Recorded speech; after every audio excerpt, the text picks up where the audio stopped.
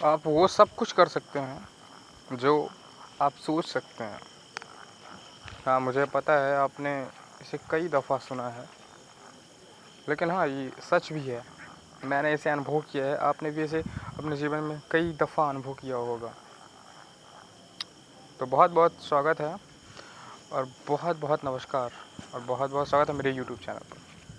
जैसा कि आज मैं बात करने वाला हूँ लक्ष्य, टारगेट की। यदि जीवन में टारगेट नहीं है तो समझ लीजिए जीवन का महत्व नहीं है। जीवन का महत्व इसलिए नहीं है क्योंकि जब आपके पास कोई टारगेट नहीं होगा तो आप करोगे क्या? आप कुछ भी करोगे ना, तो आपको करते जा रहे हो, लेकिन ये नहीं पता है कि मैं कर किस लिए रहा हूँ।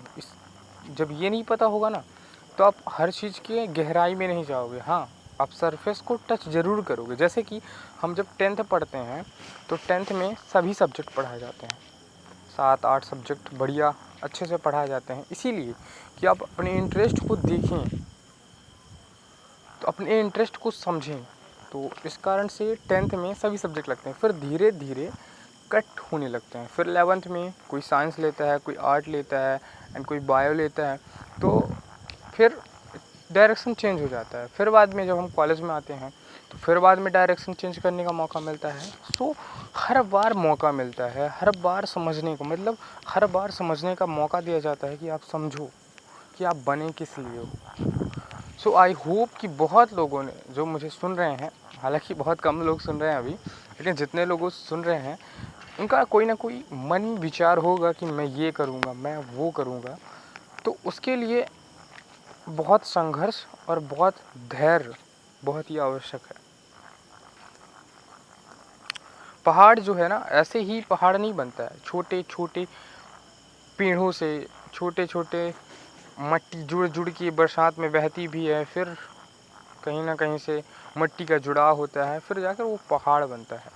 तो यदि आपको भी लक्ष्य में अपने लक्ष्य को पहाड़ की तरह बिल्कुल कठोर बनाना है तो स्ट्रगल करना स्टार्ट करना होगा।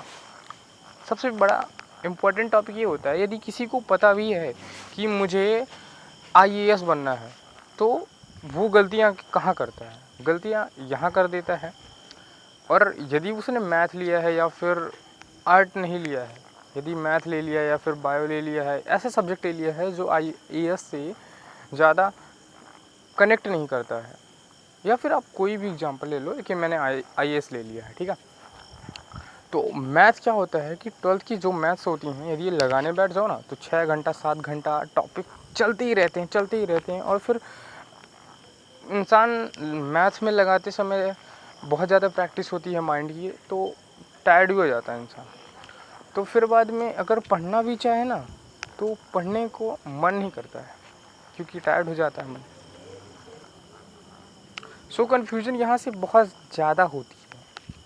तो उस कन्फ्यूजन को दूर कैसे करें? यदि ऐसे कोई है जो मैथ लाइन्स में जा चुका है और आईएएस बनना चाहता है और अपने को साबित करना चाहता है किसी भी फील्ड में, तो वो एक रीडर बने और बेस्ट लिसनर बने।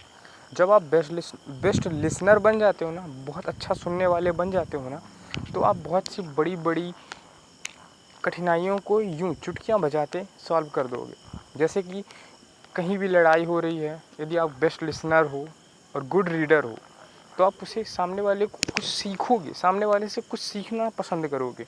यदि कोई आपको गाली भी दे रहा है ना, तो आप उससे कुछ सीखोगे। यदि आप बेस्ट लिसनर होगे तो हर बात में सबको झेलना शुरू करो। यदि आप तुरंत जवाब दे देते हो तो जवाब ना दो, थोड़ी इंतज़ार करो, क्या मैं इसकी वजह कुछ और नहीं कर सकता हूँ?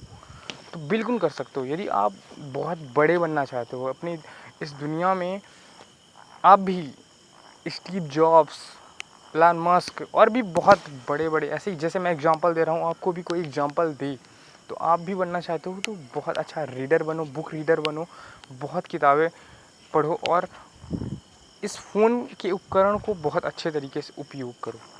क्योंकि यह फ़ोन का जो उपयोग है ना आजकल, कहीं ना कहीं मानव की संस्कृति को बिगाड़ रहा है। बना सकता है, चाहे लिया जाए तो ये इससे अच्छा मानव की संस्कृति को कोई नहीं बना सकता। ये जो फ़ोन है, मोबाइल फ़ोन, सेलुलर फ़ोन हमारा, इससे अच्छा मानव की संस्कृति को कोई नहीं बना सकता है।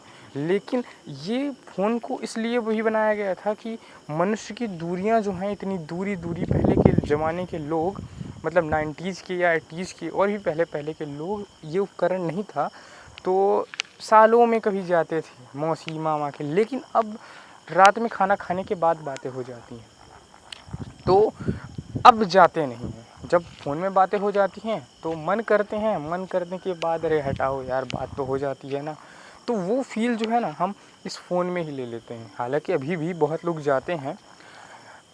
तो ज़रूरी है कि इस फ़ोन का उपयोग वहीं करें जहां आपको लगे कि ये मेरे लक्ष्य की तरफ ले जा रहा है, और जहाँ लगे कि हमें लक्ष्य, मैं गलत करने लगा हूँ। जैसे कि आजकल के बहुत सारे लोग यूट्यूब्स में इंटर करते हैं और बहुत सारी वीडियो देखते हैं, आते तो कुछ चीज़ों के लिए हैं, तो बहुत सारी चीज़ें देख लेते हैं और फिर देखते ही रहते हैं जब तक बैटरी ख़त्म नहीं हो जाती। और एक बीमारी सी रहती है कि कहीं वाइब्रेट में रहता है ना फ़ोन, तो वाइब्रेट सा लगता है, वाइब्रेट हुआ नहीं है लेकिन लगेगा कि वाइब्रेट हुआ है, तो फिर नोटिफिकेशन चेक किया, कोई नोटिफिकेशन नहीं है।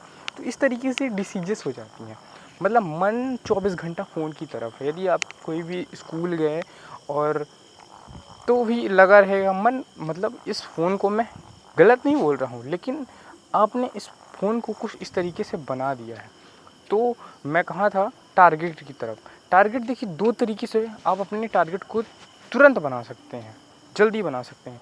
अपने आप को फिजिकल रूप में, टारगेट को फिजिकल रूप की तरफ ले जाइए, या फिर मतलब मेरा कहने का मतलब ये है कि खूब वर्कआउट कीजिए। यदि आप खूब वर्कआउट करने में मन लगता है और खाना खाने में खूब मन लगता है, इसका मतलब ये है कि आप फिजिकल तरीके से बहुत ज़्यादा मजबूत हो। तो आपको ऐसा कोई टारगेट चुनना चाहिए जो फिजिकली हो, फिजिकली वर्क करने वाला हो, ठीक है ना। और यदि आप 8-9 घंटे 10 घंटे बढ़िया पढ़िए एक दिन, और आप पढ़ते हैं और फिर बाद में उसे याद भी करे रहते हैं और रिवाइज कीजिए, मतलब मन में रिवाइज कीजिए। यदि आपको बहुत सारी चीज़ें याद हैं, इसका मतलब ये है कि आप मेंटली तरीके से मजबूत हो। और हाँ, यदि आप दोनों तरीके से मजबूत हो तो इसका मतलब ये है कि आप एक अलग ही प्रकार के व्यक्ति हो जो बहुत ज़्यादा कुछ कर सकते हैं। क्योंकि मेंटली स्टीफन हॉकिंग जैसे इंसान जो सिर्फ मेंटली ही चालाक थे, मेंटली ही मजबूत थे, उन्होंने इतिहास रच दिया। लेकिन जो व्यक्ति मेंटली एंड फिजिकली रूप से भी मजबूत हैं, वो क्या क्या रच नहीं सकता। सो आई होप मैं बहुत कुछ समझाने में सक्षम रहा हूँगा। तो thank you for hearing and please सहयोग कीजिए। बहुत बहुत धन्यवाद। जय हिंद, जय भारत।